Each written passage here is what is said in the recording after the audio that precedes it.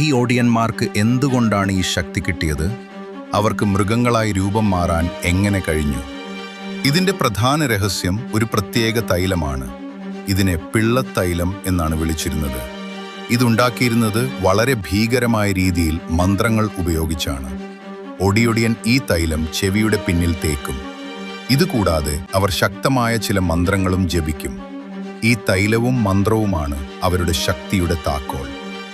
ഇങ്ങനെ ചെയ്ത ശേഷം നിമിഷ നേരം കൊണ്ട് അവർക്ക് ഒരു വലിയ പോത്തോ ഭീകരനായ കാളയോ അല്ലെങ്കിൽ ഒരു വലിയ കറുത്ത പൂച്ചയോ ആയി രൂപം മാറാൻ സാധിക്കും. ഈ രൂപമാറ്റം വഴി അവർ ആളുകളെ പേടിപ്പിച്ചു കൊല്ലുകയായിരുന്നു പതിവ്. അവർക്ക് ആരെയും കാണാതെ ഒളിച്ചിരിക്കാനും വലിയ മതിലുകൾ ചാടിക്കടക്കാനും വേഗത്തിൽ ഓടാനും കഴിഞ്ഞിരുന്നു. ഒടിയന്റെ ഈ കഥകൾക്ക് പിന്നിൽ സത്യമുണ്ടോ? നിങ്ങൾ എന്ത് കരുതുന്നു?